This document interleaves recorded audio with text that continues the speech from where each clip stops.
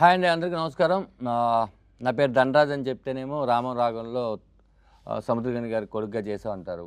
సరే, నేను డైరెక్టర్ ధనరాజ్ అంటే రామం రాగం సినిమాకి డైరెక్షన్ చేసా అంటారు. అప్పుడు నేను అడగడానికి చాలా ఇబ్బందిగా ఉంటుంది. నా గురించి నేనేం అడుగుతాను? అందుకే నేను ఒక జీరో. ఓకే, ఒక జీరోగా నేను వాళ్ళిద్దరిని మొత్తం తెలుసుకోవాలనుకుంటున్నాను. ఈ సినిమా గురించి అలా అడుగుతాను. ఓకేనా? హాయ్ పృథ్వీ. హాయ్. ఆయనే. సరే, నేను చాలా ఇంటర్వ్యూల్లో చూశాను. అవన్నీ నేను కెలకదలుచుకోలేదు, అడగదలుచుకోలేదు. కొన్ని కోట్లు ఉంటాయి, అంటే అది 1 నుంచి 10 కోట్ల మధ్యలో ఈ సినిమాకి ఎన్నో కోట్లు అయి ఉంటాయి. ఆ సంఖ్య కూడా చెప్పు.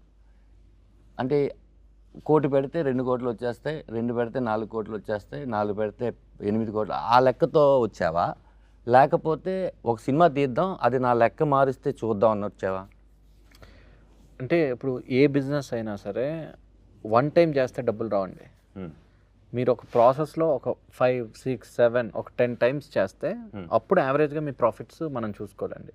సో బిజినెస్ పర్స్పెక్టివ్తో అయితే ఒక మూవీ చేసి దీంతో 1 కోటిని 2 కోట్లు చేద్దాం, 5 కోట్లని 10 కోట్లు చేద్దాం, ఆ ఉద్దేశం లేదండి. I know what is my strength and I know what is my film. So I strongly believe and నేను ఇన్వెస్ట్ చేశానండి. ఓకే, అంటే దీని తర్వాత కంటిన్యూగా సినిమాలు చేస్తాను, ఇంటర్వ్యూలో ఇండస్ట్రీలో ఉంటానని కాన్ఫిడెంట్తో ఉన్నాం. రామారావు అంటే ఈ సినిమా నన్ను ఇండస్ట్రీ నుంచి ఇంకొక 10 ఏళ్ళు వేరే సినిమాలు చేసినట్టు చేస్తుందని నమ్మకం. సినిమా చూసావా? నేను చూశానండి. నీకు ఏదైతే ధనరాజ్ కథ చెప్పాడో ఆ కథ నీకు కనిపించిందా? కనిపించిందండి, 100% కనిపించింది. నేను సినిమా ఒక 50 టైమ్స్ చూసుంటాను. సో డెఫినెట్లీగా ధనరాజ్ నాకు ఫస్ట్ డే ఏమైతే చెప్పాడో దానికంటే బెటర్గా చేశాడండి. ఓకే, నువ్వు హ్యాపీగా ఉన్నావు. స్లేట్ పెన్సిల్ స్టోరీ బ్యానర్ హ్యాపీగా ఉంది. 100% అండి. డన్. ఇప్పుడు ఈ సినిమా నాకు తెలిసి టీజర్ వచ్చేసి Feb 14, 2024 రిలీజ్ అయింది. అవునండి. ట్రైలర్ వచ్చేసి Feb 14 నాని గారి చేతుల్లో రిలీజ్ అయింది. 1 year ఎందుకు లేట్ అయింది?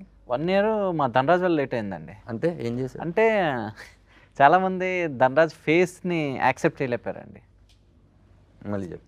చాలామంది ధనరాజ్ ఫేస్ని యాక్సెప్ట్ చేయలేపారు. అంటే ధనరాజ్ ఫేస్తో నేను పోస్టర్ వేసినప్పటికీ చాలా కాల్స్ వచ్చాయండి. ధనరాజ్ ఫోటో వేసి నువ్వు పోస్టర్ చేయడం ఏంటి, ధనరాజ్తో సినిమా ఏంటి? సో ఈ ప్రాసెస్లో నేను వాళ్ళకి, అరే ఇది ధనరాజ్ కాదు రాఘవ, నా సినిమాలో తండ్రి సముద్రకని గారు, కొడుకు ధనరాజు యాక్ట్ చేశారు, రామం రాఘవ, ఇది వాళ్ళలోకి వెళ్ళడానికి నాకు టైం పట్టిందండి. ఓకే, యాక్చువల్ షూట్ ఫినిష్ అయిపోయిందా? షూట్ మధ్యలో ఇదంతా వచ్చిందా? అంటే షూట్ అప్పటికి ఫినిష్ అయిపోయిందండి, ఆల్మోస్ట్ షూట్ డన్. ఓకే, అంతా బాగానే ఉంది. సో ప్రోడక్ట్ కూడా నాకు నచ్చింది.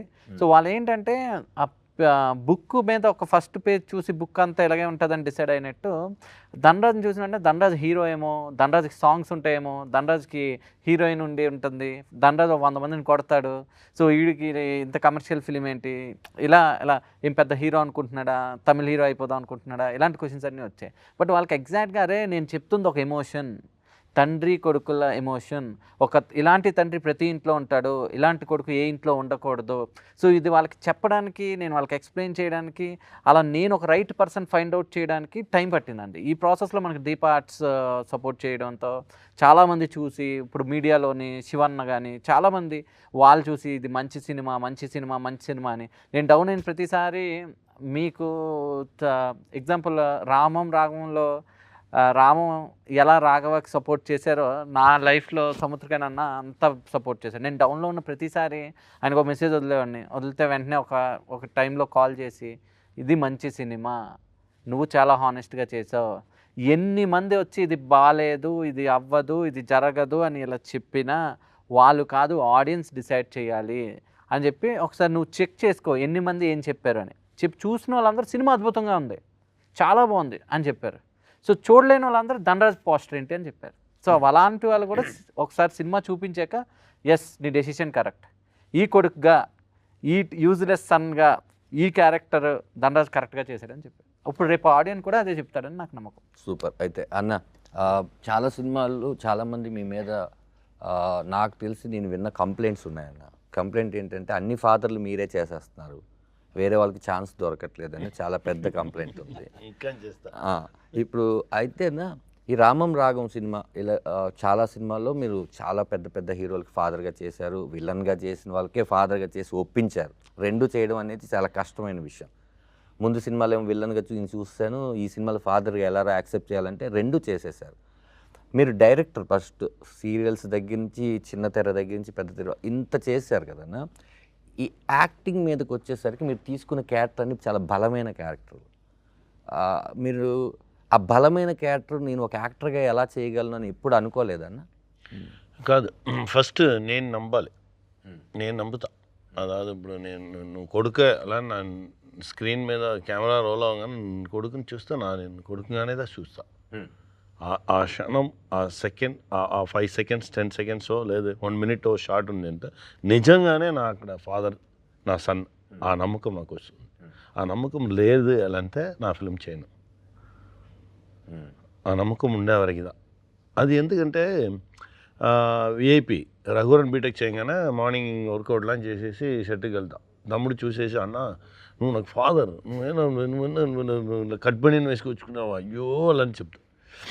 అని చెప్తా 10 minutes ఇవ్వు, టైం ఇవ్వు అని చెప్పి వెళ్ళి ఆ డ్రెస్ వేసుకుని ఆ వైట్ వేసుకుని వాళ్ళనే కూర్చుని ఆ క్యారెక్టర్ లోపల దిగని ఆటోమేటిక్గా నాకు చీక్స్ వచ్చేసి ఇది వచ్చేసి అలా వాక్ చేయగానే తెలిసిపోవు ఈ క్యారెక్టర్ని. అది వచ్చి మనం నిజంగా ఈ క్యారెక్టర్కి ట్రూత్ఫుల్గా ఆ సెకండ్స్ ఆ సెట్లో మనం ఎంత ప్యాషన్గా ఉన్నామో అంతవరకు అది ఉంటుంది. సూపర్ అన్న. మీరు ఈ సినిమా చేసిన టైంలో ఇప్పుడు మీరు ఏదైతే ఫిట్గా ఉండి ఒక ఇదిగా ఉన్నారో ఆ రోజు ధనరాజ్తో అన్నారంట మీరు, దీనికి నేను తినేస్తాను, నేను వర్కౌట్ చేయను, నేనేం చేయను, వదిలేసి ఈ రామం క్యారెక్టర్ ఇలాగే ఉండాలి అని. ఎందుకంటే ఈ రామంకి ఇక్కడ సముద్రగని గారికి చాలా చాలా తేడా ఉంది. ఈ సినిమా మీరు చేసిన తర్వాత చూసిన తర్వాత డబ్బింగ్లోనో ఎక్కడో ఈ సినిమాలో ఏదో ఒకటి మీకు ఇంకా గుర్తుకొస్తూనే ఉందిరా నాకు అని మీరు ఈ సినిమాని ఎప్పుడైనా ట్రావెల్ చేసుకున్నారన్న? ఈ విషయం నన్ను ఎందుకంటే ఇంకా హంట్ చేస్తుంది, ఈ సీన్ కానీ ఈ డైలాగ్ కానీ మీకు అనిపించిందా? ఈ 2 years అవుతుంది కదా అయినా మర్చిపోలేకుండా. నేను అమ్మాను నైట్ మాట్లాడతాము సీన్, ఆ సీన్ నాకు చాలా డిస్టర్బ్ చేసింది సార్. నైట్ అదా ట్రైలర్లో కూడా వచ్చింది కదా, ఇంటి పేరు మాత్రమే నేను ఇవ్వగలను, మంచి పేరు నువ్వే తీసి దానికి తమిళ్లో వేరే ఇది వేసాము. అది వచ్చి నాకు అన్నీ నాకు నా సన్ దగ్గర అదేదో చెప్తున్నా, నాకు బ్యాక్లో నా ఉంటా, బట్ అన్నీ నువ్వే చేసుకోవాలి, మంచి విషయం అన్నీ నువ్వే చేసుకోవాలి, నువ్వేదా అచీవ్ చేయాలి, నువ్వేదా రావాలి. ఈ సొసైటీలో ఎక్కడికి వెళ్తాను నన్ను 2 days ముందు కూడా ఒక కంప్లైంట్ చెప్పాడు, వీళ్ళు ఇలా ఉన్నారు, ఈ సొసైటీలో ఎక్కడికి వెళ్తానో ఇలాంటి వాళ్ళు 4 మనుషులు ఉంటారు, నువ్వు వాళ్ళని ఎన్కౌంటర్ చేసి నువ్వు రావాలి. దానిలో గుడ్ అండ్ బ్యాడ్ ఉండు, బట్ నువ్వు గుడ్దా నువ్వు నీ మైండ్లో గుడ్ థింగ్స్ ఉంటే గుడ్ థింగ్స్ ఉండేవాళ్ళదా నీతో వచ్చి కలుగుతారు. అది నీ వల్లనే అన్నీ జరుగుతుంది. సొసైటీ అలా ఉంది ఇలా ఉంది, నువ్వు ఎలా ఉన్నావు అది చూసుకో, అది ఫస్ట్. అదిదా నువ్వు ఎలా ఉన్నావో అలాంటి మనుషులదా నీతో వస్తారు. అదే అన్నప్పుడు ఒక చిన్న సినిమా అంటే అది ఆడితే పెద్ద సినిమా, ఆడకపోతే చిన్న సినిమా అంటే అదే ఇప్పుడు చిన్న సినిమా పెద్ద సినిమా అనే లేదు, మంచి కంటెంట్ ఉండే సినిమా, కంటెంట్ లేని సినిమా అంతే. మీరు కంటెంట్ నమ్ముకొని ధనరాజ్ లాంటి వాళ్ళనో పృథ్వీ పోలవరపు గారు లాంటి వాళ్ళనో ఎంకరేజ్ చేస్తూ కంటెంట్ సినిమాలు చేస్తున్నారు. చూస్తే మీరు ఎక్కువ కమర్షియల్ సినిమా కన్నా కంటెంట్ సినిమాలు చాలా ఎక్కువ చేశారు. అందులో మీకు తృప్తినిచ్చిన సినిమాలు చాలా ఉంటాయి, ఆడకపోయినా కూడా తృప్తినిచ్చిన సినిమాలు ఉంటాయి, క్యాష్ రాకపోయినా. ఇలా కొంతకాలానికి మనం ఎందుకురా కంటెంట్ ఉన్న సినిమాలు చేయాలి, ఎన్నిసార్లు మనం ఆడియన్స్కి చెప్పినా కూడా వాళ్ళు కమర్షియల్ సినిమాలు కోరుకుంటున్నారు అని ఎప్పుడైనా మీలాంటి వాళ్ళకి బోర్ కొట్టేస్తే? నాకు అలాంటి థాట్ వచ్చే టైంలో అన్ని టైంలోనూ దేవుడు ఎవరో అని పంపిస్తాడు. ఇప్పుడు 2 days ముందు కూడా నాకు ఆ థాట్ వచ్చింది. 2 days ముందు ఫిల్మ్ ఫుల్ 1950s జరిగే ఓ స్టోరీ, పెద్ద వార్ స్టోరీలో నేను యాక్ట్ చేసుకున్నాను. యాక్ట్ చేసి దానిలో వచ్చి సడన్గా ఆ డైరెక్టర్ వచ్చారు, నా దగ్గర మాట్లాడారు. అన్న ఏం లేదు, మా వచ్చి ఈ విషయం చెప్పాలి, మా దగ్గర ఇంత రెమ్యునరేషన్ నీకు ఇవ్వడానికి ఉంది, ఇది ఎందుకురా నాకు, ఇది కూడా నువ్వు ఫిల్మ్కే పట్టు, నా వచ్చా అలా చెప్పి వెళ్ళిపోయి అక్కడ అంత పెద్ద ఫైట్ సీక్వెన్స్, వార్ సీక్వెన్స్, అది అంతా మన సెకండ్ వరల్డ్ వార్ టైంలో జరిగిన ఓ రియల్ ఇన్సిడెంట్. మంచి డైరెక్టర్, మంచి టీం, అంతే. ఆ పని చేయగానే అంత ఆ పెయిన్లో ఉండి కొండ మీద ఉండి కింద రావాలంటే 2 hours వచ్చి నా హైదరాబాద్ రావాలి.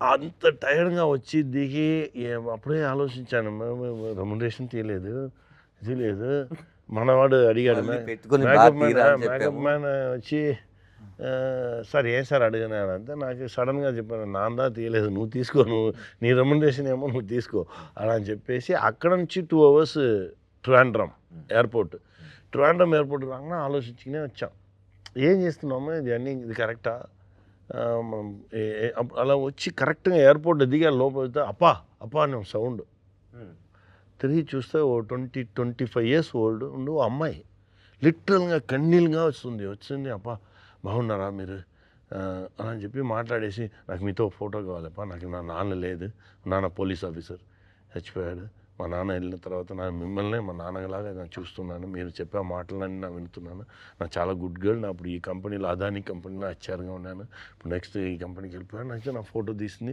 లాస్ట్ వరకు నా నంబర్నో ఏమీ అడగట్లేదు అది ఇక్కాను వచ్చి నాకు అన్నీ చూస్తూనే ఉన్నా మాట్లాడింది ఎవరికో ఫోన్ వేసి చెప్పింది నా அப்பா பார்த்துட்டேன் நான் అలా అని చెప్పేసి ఓకేப்பா எப்போவாவது டைம் పర్మిట్ பண்ணிச்சுன்னா இன்னொரு வாட்டி மீட் பண்ணுவோம்ப்பா எனக்கு ఫ్లైట్ టైం వచ్చిపా నా వరంపా అని చెప్పేసి వెళ్ళిపోయింది అలా చూస్తే ఇప్పుడు ఆ అప్ప ఫిల్మ్ తీసినా మనకు లాస్ మన దగ్గర ఫిల్మ్ తీసిన వాళ్ళు సంపాదించారు ప్రొడ్యూసర్గా మనకు లాస్ అంతా